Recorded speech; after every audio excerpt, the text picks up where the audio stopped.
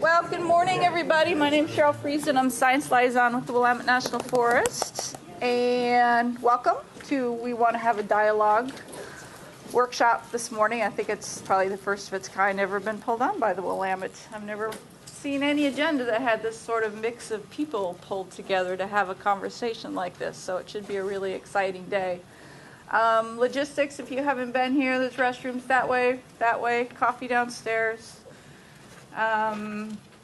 Outside is downstairs and run. Let's see. We share this building with the military, so if you don't see people in camouflage, they really are there. But you won't see them. So, but say hi and smile. Let me say a couple words about why we're here. If you were with us a little over a year ago, we had a collaboration workshop 2 days.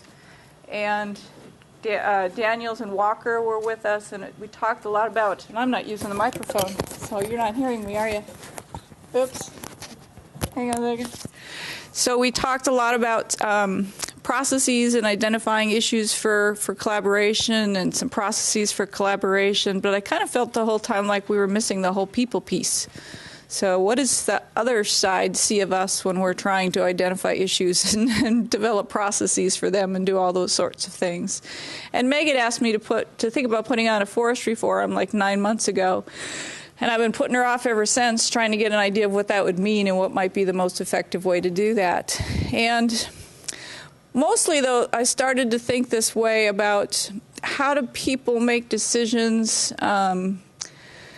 What are they bringing into the room with them when we want to have a conversation? How do you understand that? And we have a really great group of social scientists available to us in this region to call on that I knew were doing work in that area. So we thought we'd get them together and have a little learning session for ourselves.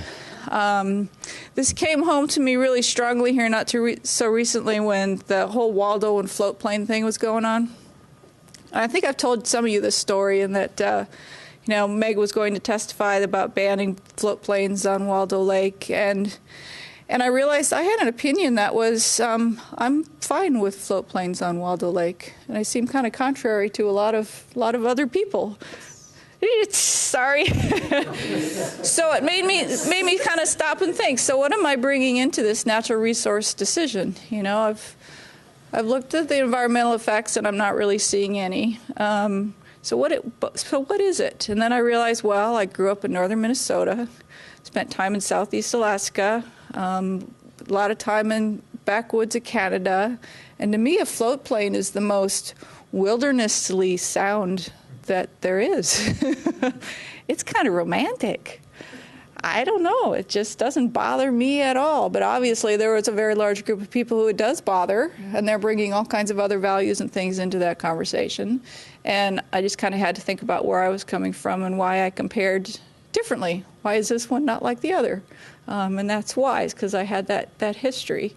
And I don't think we think about that a lot of the time. We don't think about what people are bringing into the room, and we don't ask them what they're bringing into the room to really have an understanding so that we can have that kind of conversation. So Mackenzie contingent all just walked in a bunch. Hi, guys. Just embarrassing you a little bit. So we're going to have that kind of conversation today. Before I bring Gordy up just to welcome y'all, let's give our speakers an idea of who's here. So Mackenzie all just walked in, Ranger District. Middle Forks, just raise your hands. Are here. Detroit. Cool. Sweet Home? Oh, excellent. The Supervisor's Office. Eugene BLM. Sayusla National Forest. A couple. Who am I missing? U of O? And there's one from the Umpqua. And a person from the Umpqua. Ah, and eWeb just walked in. So.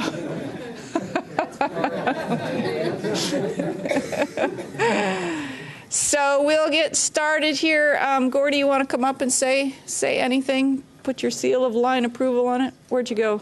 Sure. How can I refuse an introduction like that? This is Gordy. Just talking to the microphone, Gordy. Do I need the microphone? Can you hear me? You do for him. You do for him. Oh, okay. Sorry. All right. Well, I am excited to be here today, as I know all of you are as well. So I just first wanted to start off with a couple of thank yous. I wanted to thank our presenters and our social scientists for being here today. I really appreciate you being here on the Willamette.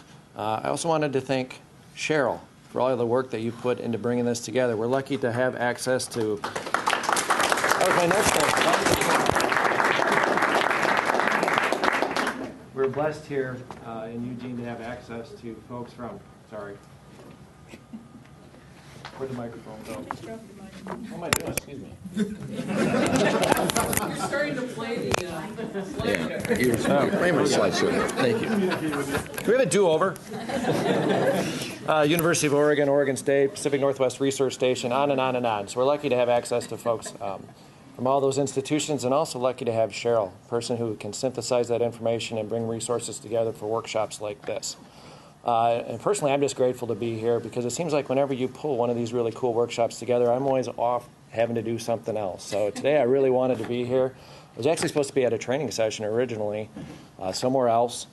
So there was some consideration about travel caps and budget and all that other stuff. But actually, when I saw the agenda and all the work that you put into it, I also really wanted to be here. So I'm happy to be here. I know Meg really wanted to be here, and all of you wanted to be here. So I also wanted to just mention a discussion we had recently at our FLT retreat. We spent a great deal of time talking about public engagement, partnerships, and working with communities. And it was a really enriching discussion, and we had a lot of alignment in that discussion. You know, we recognize the importance of it. We recognize that it comes in all different shapes and sizes. It's not the same in every district or every community. There's different cast of characters. There's different interests. Who knows what it is that they might rally around. The important thing is that we do embrace it, and that we do carry forth with it. It's a lot of hard work, but it's going to pay off for us big dividends in the long run.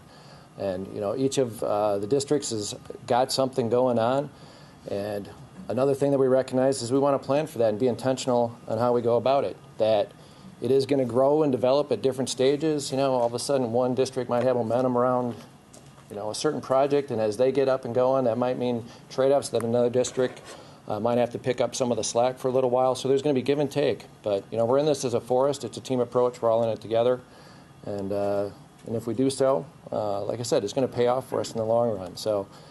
Meg and I just want to commend you all for your efforts so far. You're all doing really good stuff out there. Exciting things are going on. And so hopefully today we're going to learn some more tools that might help us to be more effective and do it even better. So I look forward to the discussion. And with that, I'm going to get out of the way and let's get started. All right. Thanks, Cheryl.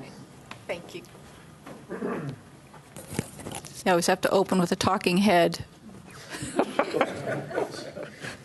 It's workshop vernacular, sorry.